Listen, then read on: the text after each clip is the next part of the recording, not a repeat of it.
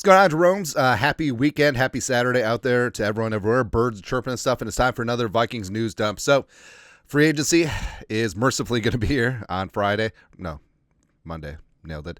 Mercifully going to be here on Monday, legal tampering, and then start the new league year on Wednesday at 3 p.m. Central Time, the only time zone that matters. And all the speculation, all the rumors and conjecture. Will Darnold be back? Who will the Vikings sign? Who will they let go? Will Beasley and Murphy be back? No. Well, we're going to get some answers, and it's free agency this offseason for the Vikings is monumental because, well, number one, Kwesi has shown that he's got some chops in free agency, as evidenced by last year. But also, since the Vikings only have 4 draft picks, including a 1-3 and 1-3, eventually get a 3 and 2 5s, free agency is going to be huge for the Vikings. That's where they're going to make a lot of hay this offseason. So buckle up. You're going to need a couple of beers. So a lot of people said that the couple of beers sketch is one of the best things that SNL's done in a while.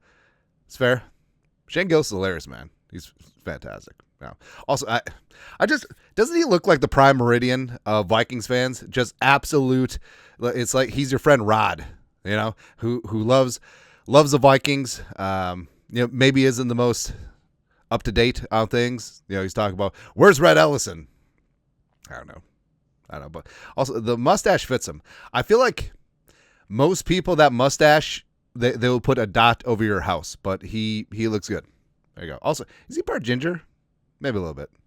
Anyways, also some news.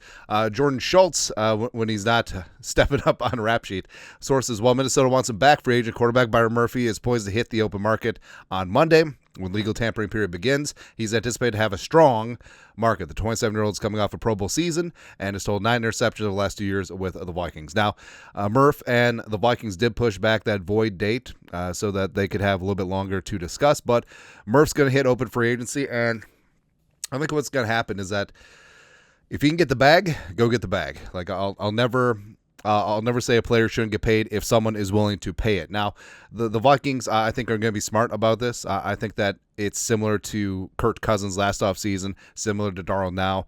They probably have an offer on the table for Murph. It's probably not what Murph wants, but if Murph can't get that in free agency, I think that they'll circle back. And I think the Vikings will be willing to pay around 16, 17 million per year for Murph, but not the 20, 21, 22 that's speculated and projected. So we'll see what happens. Like I wouldn't mind if Murph comes back, but also, if he's able to get all that cash, it's perfectly fine. Also, another decision. So the Vikings have to make a decision on Harrison Smith because if Harrison is on the roster on the third day of the new league year, he is guaranteed $26 million in 2026. So we'll see. Vikes fan page, Alec Lewis on Viking safety Harrison Smith on KFan. I think there is a very high likelihood that Harrison Smith, comes back. And Harrison, he's up there in age, sure. Former 2012 first-round pick. Don't look up the other Vikings 2012 first-round pick. Does not exist. Yeah. But with Harrison Smith, also, if the Vikings would have lost one more game in 2011, they could have had RG3 or Andrew Luck. Anyways, but Harrison coming back, I want him back because he's an extension of Flores on the field. He truly is a coach on the field in terms of his communication. Is he first team All-Pro 2017 Harrison Smith anymore? Absolutely not. Is he still a top 25 safety? Yes.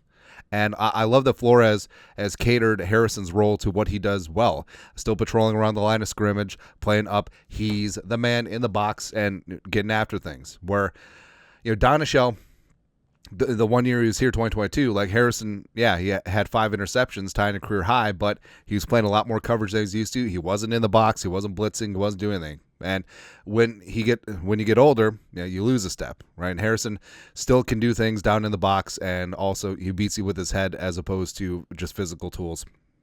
So I would love to have Harrison back, and it wouldn't be charity. It wouldn't be a lifetime achievement. Oh, here you go, just one more year. No, he'll probably be on a significant pay cut again for the 4th straight year with Kwesi because Kwesi doesn't pay safeties outside of Theo Jackson and Josh Metellus on very, very, very team-friendly deals. And we'll get to Theo. Actually, screw it. Here's Theo. So Theo Jackson made it official Now, it's still being reported as a 2-year extension on top of his restricted free agent year this season, averaging about $6 million on the new contract. But full details will come out, and then we'll look at the cap hits. But good things happen when Theo Jackson's on the field, and I think he clearly signals that Cam Beasley probably will not be back. Beasley's probably going to get paid like 14, 15, 16 million per year. Got to respect that. Jacksonville makes a ton of sense. They need some safety help. Plus, they're clearing the decks. They basically got rid of half their team, which is kind of hilarious. So, respect to Beasley, but also I'm really fired up about Theo Jackson. And this is something that the Vikings, even before Kwesi and Kevin O'Connell and Flores have done, where you look at safeties throughout time, like Hussein Abdullah coming in, eventually working his way up to be a starter. Andrew Sendejo went from undrafted to being Harrison's running mate. Anthony Harris is either undrafted or a 7th-round pick, one of the two, out of Virginia. Oh, by the way, look at Anthony Harris's Wikipedia page. It's the longest Wikipedia page that I've seen for a Vikings player, and it was clearly just written by his agent. Which is funny. But Theo Jackson, 6th-round pick out of Tennessee, formerly the Titans, picked up his rookie season off the practice squad, and now he's worked his way up. He's a starter. Getting paid, love to see it, man. Something I also love to see.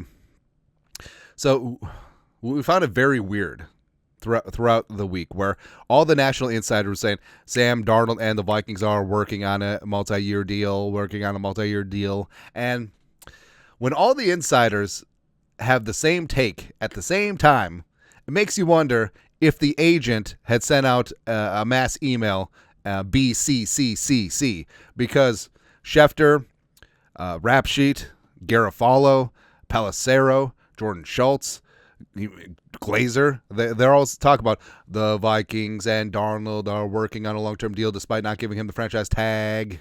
Please. And Schefter talked about on his podcast that the Vikings were working to bring him back, but then he pulled a full 180 on Friday on 9 to noon with Paul Allen. PA asked him, what are the chances that Darnold is back with the Vikings next year? And Schefter said, not high. As we go over all these scenarios, they are all in play, but I think the Vikings is a down-low scenario. I don't view it as a likely scenario right now, and I do think that, why would Darnold come back? He's not going to get major money, even here. He's probably not going to get a multi-year deal. Also, why would he sign a multi-year deal if it's very cheap? That doesn't make any sense, him locking himself into a very cheap 2026 when he could somehow, some way have a great 2025, and he could be the apple of everyone's eye. He could be the belle of the ball in free agency yet again, even though he's also supposed to be the belle of the ball in free agency this year. But I don't know. All it takes is one team. And maybe teams like the Raiders and the Titans and Steelers are just playing it really close to the chest. But if you could find a prop bet of if Darnold gets a contract over under $30 million per year, I'd heavily bet the under, which is weird to say at this point. But yeah, Schefter complete 180. And I think what happened is that Tuesday, all the insiders were spoon-fed a narrative, and the agent obviously wants to fluff up Darnold's value. And hell, even if it was the Vikings, maybe they want to create false demand so that speeds up teams during legal tampering on Monday. Just like, oh, the Vikings might bring him back. We got to woo Darnold quick. And drive up the price, make sure that the Vikings get maximum comp picks in 2026. Yeah, we'll see. But I think what is happening is that now the insiders are realizing what the market's going to be, and agents are – not Darnold's agent, and also other GMs who aren't Kwesi are filling in the insiders on what the market is going to be. It's not looking great right now. Something that is looking great right now is the Vikings should add defensive tackle help in free agency as well as the draft. It's a great draft for DTs, but also free agency. Yes, Milton Williams is the apple of everyone's eye, except he's going to be expensive. But Levi Onwuzurike from the Lions, I think that he definitely could be in play for the Vikings. Onwuzurike had 9 pressures versus the Vikings week 18 and was unblockable. He really was. It was a big-time issue. Like, the Lions had a completely depleted defense, but 9-1 was just out there making plays, man. Yeah, also, like we said, never sleep on Hey, that guy played well against the scouting. That's how we ended up with Mike Wallace in 2015. Because of 2014, Mike Wallace had like a 2-touchdown game against the Vikings when they were down South Beach. I remember Teddy played a good game that day. And Greg Jennings caught a touchdown. It doesn't matter. But Onwuzurike, I think, definitely could be in play for the Vikings. Plus, you could probably get Onwuzurike as well as Jonathan Allen for potentially the same price as Milton Williams, maybe even less than that. But also, we talked about there's been speculation that the commies had allowed Jonathan Allen's agent to seek a trade, but obviously that never works. Schefter, commies informed two-time Pro Bowl defensive tackle Jonathan Allen today that he's being released per sources. The team is allowing him to hit free agency early and is now expected to be one of the top defensive tackles on the market. So now, the fact that he's been released now, the Vikings can sign him today. So players that have been cut during this period, they don't have to wait till the start of the new league year. Like, their agents can be talking with teams. It's not tampering, and they can sign today. And they also do not count against you in the comp pick formula. And Allen, he played through injury last year. Well, he missed time. They came back from a torn pec.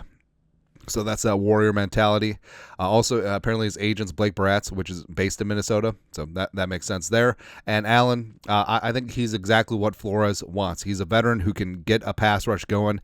He's probably not a three-down player anymore. I don't think you necessarily want him to be, because the Vikings can stop the run without Allen, and you can save some wear and tear on him and just put him in passing situations. Can blow things up, still has that strength, and still push the pocket, can still do a lot of things. So Jonathan Allen, it makes too much sense. Plus, he's not going to break the bank. I would say maximum he's going to be about $10 million per year, which would be a steal at this point. Some of that. Oh, speaking of stealing, yeah. So Kirk Cousins wants out of Hotlanta. Albert Breer says Kirk Cousins asked for and got a meeting with Falcons owner Arthur Blank on his future. Blank and Cousins had the meeting Wednesday night. The quarterback wants to go to a place where he can start in 2025, which is nowhere. Where are you going to go? Nowhere. The Falcons brass said it'd do what's best for the team at quarterback. Now, they got Penix Jr., who's going to be the starter, but do they want to have a backup on like a $40 million deal? Now, what's troubling for the Falcons is that Cousins' base salary this year, $27.5 million, is fully guaranteed. So if they cut him, it can be like the Russell Wilson deal where the new team can sign up for the league minimum. It offsets against what's owed. He's not going to get more than $27.5 in free agency, so that's a non-starter. But also, the Falcons are on the hook for a $10 million roster bonus in 2026, and that fully guarantees on the 5th day of the new league year this year. So what would that be, Monday? Sure. So they have a decision. They could cut Kirk Cousins. No one's trading for him. Also, he has no trade clause anyway. But they can cut him and save $10 million in 2026, right? And they could just move on, which it seems like they want to do. They're probably just talking tough right now, hoping that someone would give them a 6th or 7th round pick, which is not going to happen. Also, Cousins can veto it anyway, so it's whatever. But yeah, I think Kirk Cousins is going to be on the market, and he's probably going to look for a starting job. I don't know. I don't think that necessarily impacts the Darnold free agent market, but also the price tag certainly could factor in, where Cousins is going to be 37, coming off a year removed from the Achilles, even though he looked bad last year. Do you want Cousins in that situation on the league minimum, or do you want a 28-year-old Sam Darnold at $30 million per year? It's going to be tough, but we'll see. Also seeing players meeting with owners or wanting to. Pelissero, Brown star Myles Garrett recently requested a meeting with owner Jimmy Haslam, who declined to speak amidst Garrett's trade request per sources. How bad of an owner do you have to be where Mike Brown is only the second worst owner in your division? Haslam has been atrocious, whether it's meddling with personnel, whether it's hiring and firing coaches all willy-nilly, although Stefanski's had some staying power. He fired Pettin after 2 years. He fired – who else is in there? Chazinski. My goodness. You drafted Manziel because a homeless guy said to do it. The trade and the contract for Deshaun, which it's ridiculous. But also, this is even worse. Myles Garrett is a first ballot Hall of Famer. He's still a certified game changer, probably still has 4 or 5 years of his absolute prime left, and he's not happy because the team isn't winning. It's not about money. It's not about anything like that. He wants to win. He wants to go to a contender, and you're just Both sides are dug in. Cleveland refused to even discuss the trade while Garrett is preparing to miss games if he's not traded. Just trade him. You could probably get 2 first-round picks for Myles Garrett. He's not happy. He doesn't want to play for you and your loser team, and that's it. And the way that they handled Nick Chubb as well, another fan favorite who wanted to stay in Cleveland, it's just some owners just don't get it. Haslam has never got it, and so Haslam, Mike Brown of the Bengals, and the McCaskies of the Bears should all sell their teams. Absolutely. right? Just move on. Move on. Also, speaking of divisions, so the Minnesota Vikings in the NFC North division have pretty long odds to win the North. So the Lions are still favored, plus 125. Packers at 225. The Bears at 550, and the Vikings just slightly ahead of them at 450. So a plus 450 has an implied break-even percentage of like 18.18%, give or take. So basically, one out of 5 times, they're saying that the Vikings will win the division. Okay. But the defense is already great, already a top 5 to 7 unit. It's going to get better. J.J. McCarthy, you're going to lose Sam Darnold, but J.J. McCarthy with a vamped up running game and improved interior offensive line, like, what's not to like? Darrisaw's going to be back. O'Neal's still the man. You got Jefferson, Addison. Hawkinson's another year removed from that ACL. Come on, baby. And basically, you're returning your entire coaching staff outside of an assistant offensive line coach and Udinski. That's it. But okay. Hey, you want free money? Vikings plus 450. Lions taking a step back because they're facing a cap crunch as well as they had the brain drain of all the coaches. Packers are Garbaggio. That's it, man. Also, speaking of JJ. So, JJ McCarthy's first love was hockey, right? Before he got into baseball as well as football, but hockey guy. Hockey hair. It's good. McCarthy on the gram. CCM Hockey in honor of the State of Hockey Championships. Much appreciated. So I grew up in the corner in southeast Minnesota, the one corner of the state that doesn't give two hoots about hockey. But I love, like, I'm not really into hockey. Although a game in person, like going to a Wild game and you're on the glass, woo, it's like watching NASCAR. It's pretty awesome, man. Also, Cup Snake, let's go. But I will say this. The state hockey tournament is awesome. Like, sell out at the X on like a Thursday afternoon watching high school hockey. It's great. It's awesome, man. Plus, I just love how petty people are about their hockey teams. It's really great. But McCarthy getting all this gear. Also got the hockey hair flow. Plus, it isn't like contrived over the top because the state tournament's famous for all the hockey hair and stuff. And I feel like you can go a little bit too far. Like, if you got the mullet, fine. But if you got the dyed blonde mullet, feels like you're doing too much. You're shaving like lightning bolts in the side. It's definitely too much. But look at this lettuce. Like, not only is this romaine lettuce, this is Rebecca Romaine Stamos type lettuce. This is damn good hair. That's right. She's not Rebecca Romaine Stamos anymore because John Stamos lost his wife to the fat kid from Stand By Me, which is one of the best roast jokes ever. R.I.P. Greg Giraldo. There you go. I'm snapping a lot today. Anyways, but yeah, this is great. This is the Anakin Skywalker hair. It's going to be good to go. Also, forgot where we came across this, but it's basically a list of NFL MVPs from a stretch from back in the day. And looky, 1975, Francis Jerome Tarkenton from Georgia. And also, some old Vikings fans, like, they will tell you, like, that 75 team was the best team of all time for the Vikings franchise, where they didn't make the Super Bowl because, remember, they got knocked out because of Drew Pearson push-off. Yeah. But number one offense, number one defense, Francis Tarkenton MVP. It was a good team. Yeah. But remember, Alan Page winning MVP in 1971, the last defensive player to win MVP, and it's basically turned into a quarterback and running back award. So that's whatever. But yeah, Alan Page in 1971. So I love what Pro Football Reference did, because sacks weren't an official stat until 1982. And they went back and watched all these old game films and box scores and stuff like that. And they were able to piece together sacks. So Alan Page unofficially has 148.5 sacks, which is great. The year he won MVP, technically only had 9 sacks. Did have 3 fumble recoveries, but this is funny. Look at his previous year, 1970. He had 7 fumble recoveries. and ran one back for the touchdown. He finished third in MVP voting, which is really great. Also, he had a season in 1976 where he had 18 sacks. He only made second team All-Pro, and he got 0 MVP votes, which is hilarious. Defensive Player of the Year. Like, when did that come into play? Oh no, he won Defensive Player of the Year in 1971. But how do you get 18 sacks in a 14-game season and you get no Defensive Player of the Year votes? So, see, this is back in the day when sacks weren't counted. So they're just like, I don't know. He tackled the quarterback a lot. second team All Pro or something like that. But I will say, like, I'm like a borderline football history nerd because I just love looking at like old box scores and like stats for a career and just like, whoa, right? Or you'd be shocked like how short some of these careers are. Like Dalvin Cook played for the Vikings for 6 years. That's it. But it doesn't matter. Anyways, Vikings news dump this beautiful Saturday. You guys are the best. You know what to do. Skol, production value.